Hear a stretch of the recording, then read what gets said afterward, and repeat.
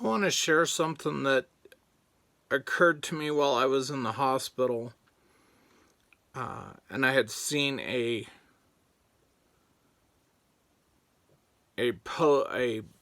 email for videos on Rumble about how they were connecting the protest to the uprising of the people, and I wanted to share something that I think applies to this, and we will be in Matthew 24 and we will be in Revelation.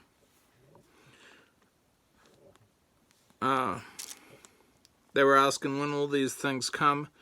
I'll start in verse 4, but we're going down to verse 7 and 8, and I probably will read most of the chapter just for context and to whet your appetite, perhaps, if prophecy and that kind of thing is something that interests you. And Jesus answered and said to them, "See to it that no one misleads you, for many will come in my name, saying, 'I am the Christ,'" the Anointed One, the Messiah, as they say, "and will mislead many. You will be hearing of wars and rumors of wars.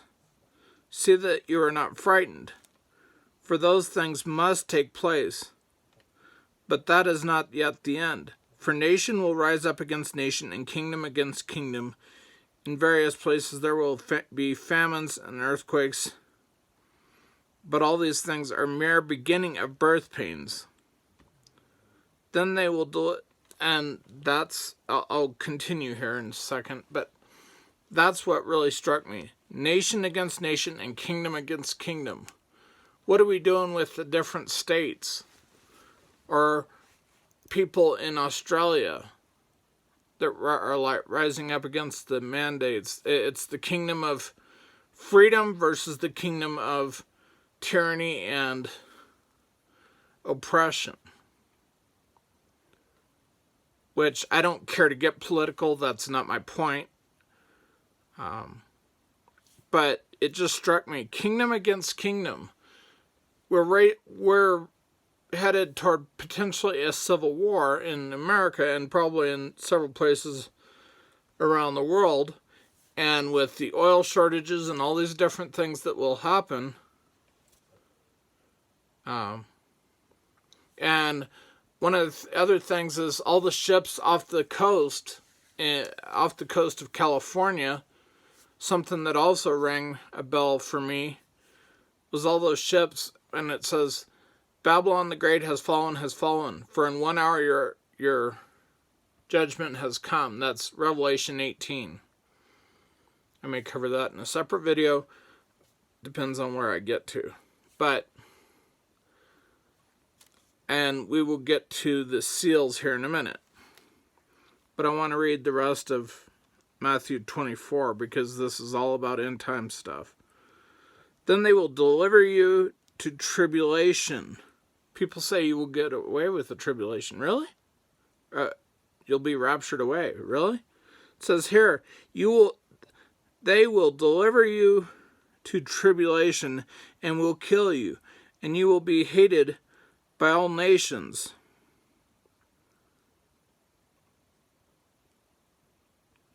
because of my name. And at the time,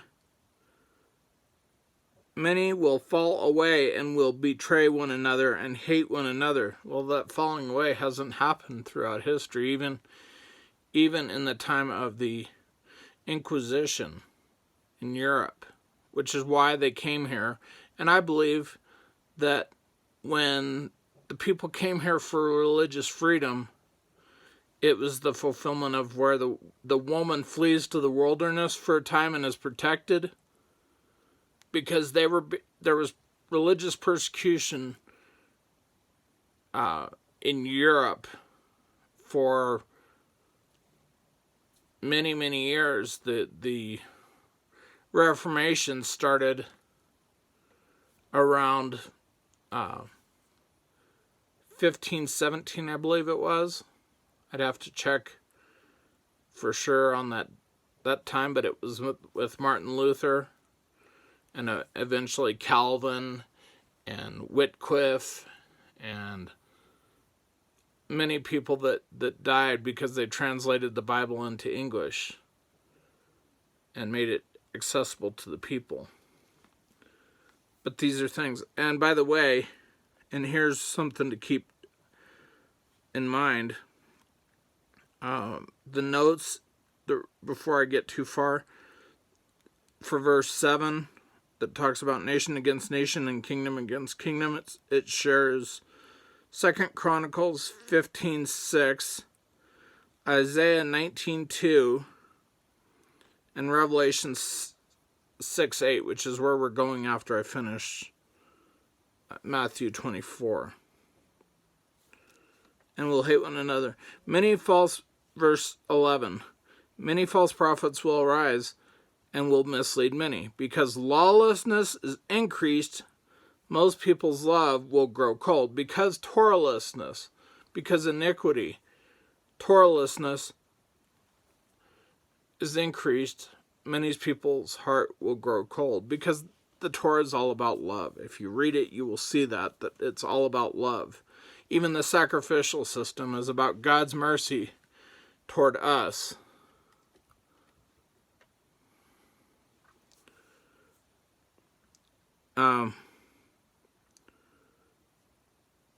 But the one who endures to the end, he will be saved. This gospel of the kingdom shall be preached in the whole world as a testimony to all the nations, and then the end will come. Therefore, when you see the abomination of desolation, which is spoken of through Daniel the prophets, standing in the holy place, let the reader understand. And abomination of desolation, we look at 15.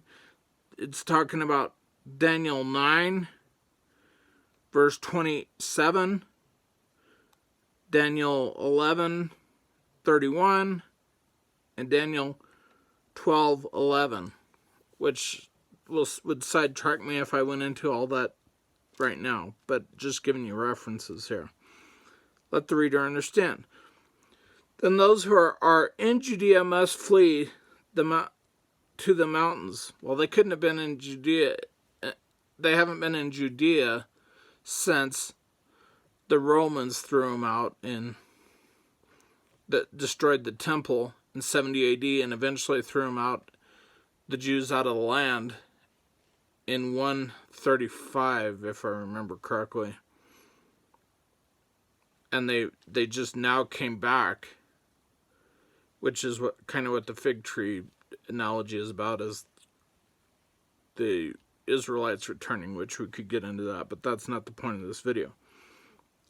Whoever is on the verse 17, whoever is on the housetop must not go down to get things out that are in his house. Whoever is in a field must not turn back to get his cloak. But woe to those who are pregnant and those who are nursing babes in those days. But pray that your flight not be in the winter or on a Sabbath. Why is it mentioning the Sabbath if the law was done away with? Ponder that one. Verse 21. For then there will be a great tribulation, such as not occurred since the beginning of the world until now, nor ever will. Unless those days had been cut short, no life would have been saved. But for the sake of the elect, think about that. That means we haven't been raptured. For the sake of the elect, those days will be cut short. Does that mean that it'll be less than 3.5 years or 7 years? No, not necessarily. It could mean that the earth accelerates. Because it says in one scripture, 1/3 of the stars and 1/3 of the day is gone. Well, that happens if the earth accelerates.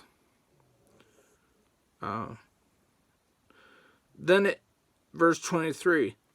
Then if anyone says to you, behold, here's the Christ, the Messiah, the anointed, or there he is, do not believe him. For false Christ and false prophets will arise and will show great signs and wonders, so as to mislead, if possible, even the elect. That means the elect are here at some point. Behold, I have told you in advance, so if they say to you, behold, he is in the wilderness, do not go out. Behold, he is in the inner rooms, do not believe them. For just as lightning comes from the east and flashes even to the west, so will be the coming of the Son of Man. Wherever the corpse is, there will the vultures be gathered. But immediately after the tribulation of those days, the sun will be darkened, and the moon will not give its light, and the stars will fall from the sky, and the powers of the heavens will be shaken. And then the Son of Man will appear in the sky. And then all the tribes of the earth will mourn, and they will see the Son of Man coming in the clouds of the sky with power and great glory. He will send forth his angels with a great trumpet, and they will gather together his elect from the four corners, from the four winds, from one end of the sky to the other. Now learn the parable of the fig tree. This is starting with verse 32. Now learn the parable of the fig tree. When its branches are already become tender and puts forth its leaves, you know that summer is near, so that you too, when you see all these things, recognize that he is near, right at the door. Truly I say to you, this generation will not pass away until all these things take place. Heaven and earth will not pass away, but my word... Heaven and earth will pass away, but my words will not pass away. And that's quoting Isaiah.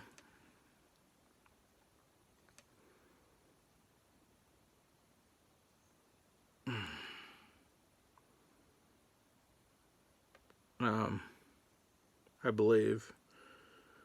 But of that, verse 36, but of that day and hour no one knows, not even the angels in heaven, nor the Son, but the Father alone. That's what he was talking about. But he's talking about the Feast of Trumpets, and they mention trumpets here, of the angels. Coming Son will just be like the days of Noah. Oh, by the way, I could also go to 1 Thessalonians 4, which is describing the Feast of Trumpets, the day of the awakening blast. 1 Thessalonians 4, 16 and 17, but read the whole context. It says, comfort each other with these words, that the dead we will not precede those who have died in Christ. That's what he was talking about. For there, in those days there will be, as those days before the flood, they were eating and drinking, marrying and giving in marriage, until the day Noah entered the ark. And they did not understand until a flood came and took them all away. You could also read 2 Peter 3 that relates to this.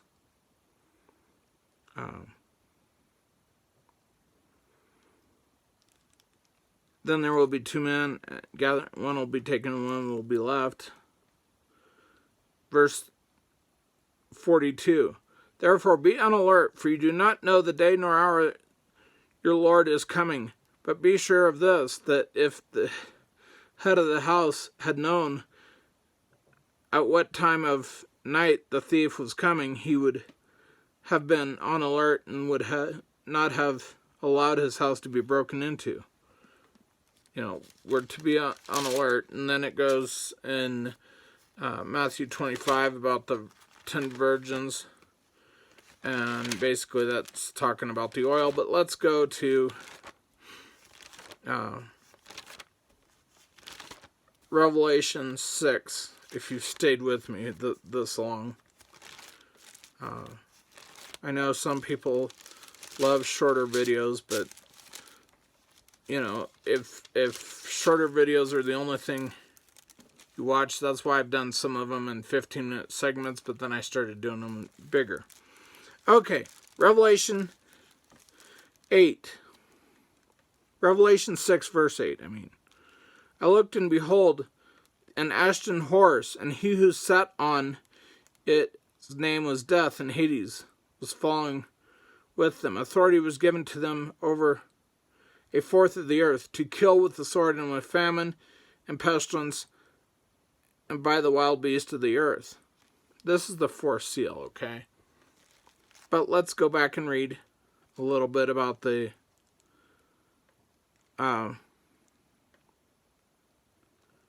I tend to think that a couple of the horses have already ridden. Conquering and to conquer, I mean, that could be a lot of different people. Since Christ came, the Romans did it, the Greeks did it, Hitler did it, Genghis Khan did it, over and over and over. I mean, you could take your pick on which one. Verse 4, it talks about, and there was a red horse went out, and he who sat on it was granted to take peace from the earth, and that men would slay one another, and a great sword was given to him. Just like it talked about wars and rumors of wars. Throughout the last century, we've had wars and rumors of wars, in my opinion. Or at least for the U.S., that World War I, World War II, Korea, Vietnam. We haven't gone more than probably about 20 years without getting into some war somewhere. And look, we were in Afghanistan and Iraq for nearly 20 years. Not so much Iraq, we got out of there earlier. And you saw what happened there. But Afghanistan, we just got out 20 years later. Anyway, here's something that I want to talk about with what we're seeing with the empty shelves and all the ships off the coast. When he broke, verse 5, when he broke the third seal, I heard the third living creature saying, "Come." I looked, and behold, a black horse, and he who sat on it had a pair of scales in his hand. And I heard something like a voice in the center of the four living creatures saying, "A quart of wheat for a denarius." A denarius was a day's wage. A quart of wheat. That's not much. We look at the reference. The dry measure almost equal to a quart. So a quart of wheat you can use to be able to buy a bag of flour for, you could buy a bag of flour or whatever for not too much money. Definitely not a day's wage, but we're getting there. You're going to see inflation go way up, and I believe that's what this is talking about. And 3 quarts of barley for a denarius, a day's wage, basically. And do not damage the oil and the wine. Then it talks about the ashen horse, which I talked about. And people will be killed in wars and famine. Well, if you don't take the mark, that could happen.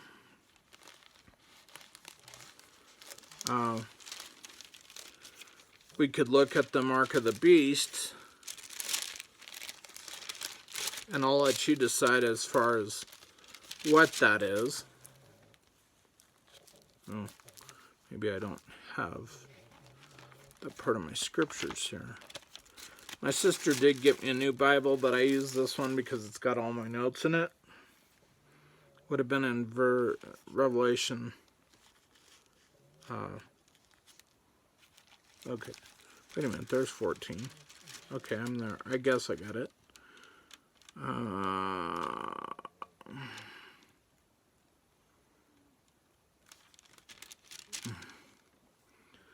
Verse 15 of chapter 13. Verse 15 of Revelation 13. And it was given to him to give breath to the image of the beast, so that the image of the beast would even speak and cause as many as do not worship the image of the beast, government, basically, to be killed. And he caused all, small and great, rich and poor, free and the free men and the slaves, to be given a mark on their right hand or on their forehead. Temperature change. Read about some of the chips. And he provided that no one will be able to buy or sell except the one who has the mark, either in the name of the beast or in the number of his name. Here's wisdom and the 666, which is irrelevant to this at the moment. But what are we seeing now? People being forced out of their jobs if they don't take the jab. It's not about the vaccine at all. It's about the vaccine passports. They're going to eventually tie it to bank accounts, I believe. And just to finish this off, because it's already 20 minutes long, I want to go to Revelation 18, and you can see what you think of this.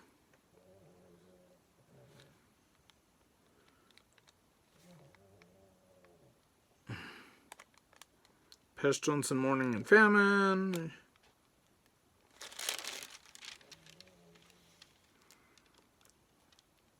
Okay, starting in the beginning of Revelation 18. And the earth was illuminated with his glory.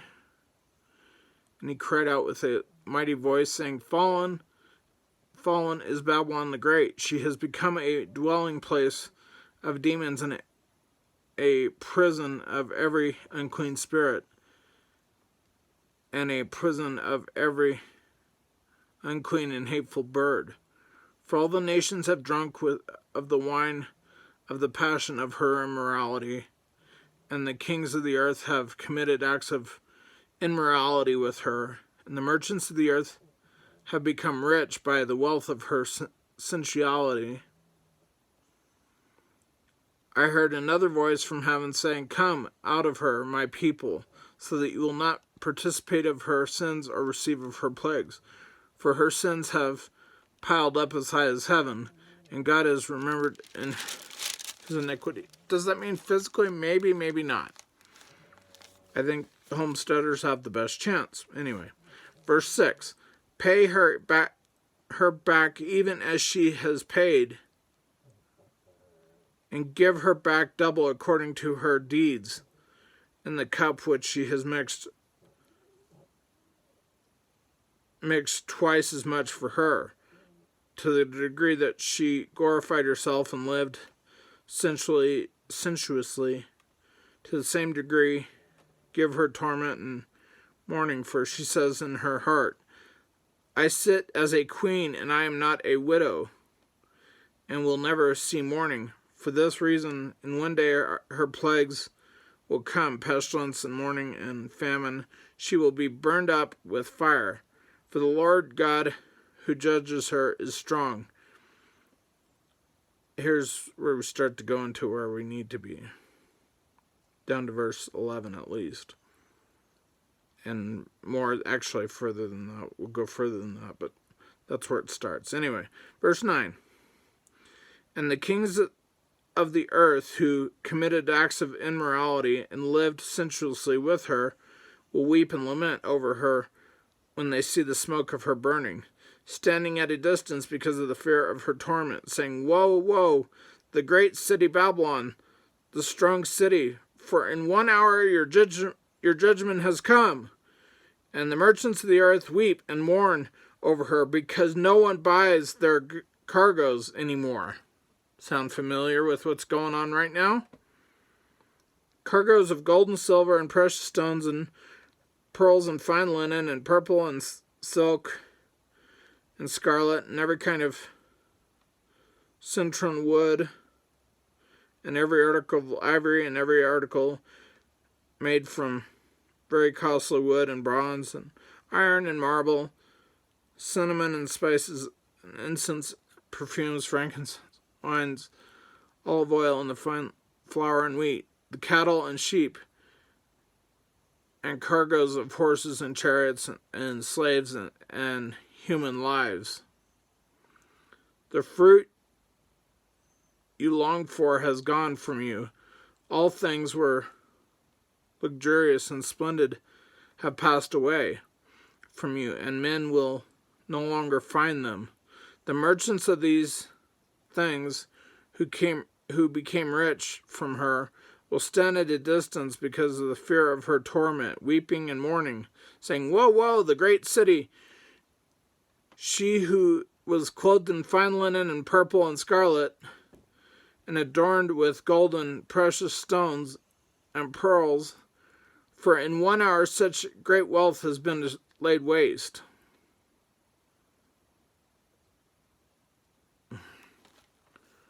And we could go on, but I don't want to make this super, super long. It's already 25 minutes.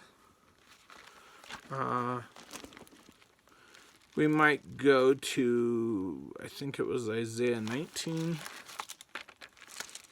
verse 20, or 2. So, Egyptians against Egyptians, and they would each fight against his brother. Could it be literal Egyptians? Maybe, but I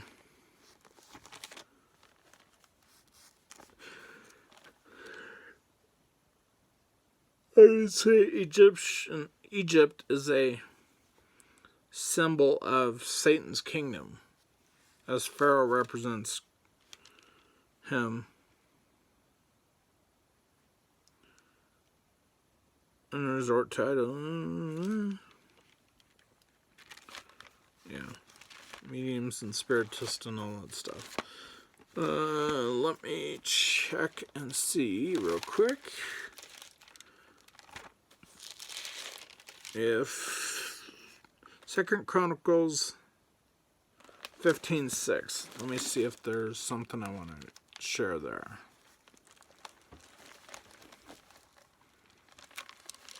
Because you could read all this stuff about Israel. It's very informative about what God will allow and what he won't allow and what he blesses and what he doesn't bless. 15 verse 6 says, Nation was crushed by nation and city by city, for God troubled them with every kind of distress. But you be strong and do not lose courage, for there is reward for you for your work. Anyway, food for thought. Shalom, shalom.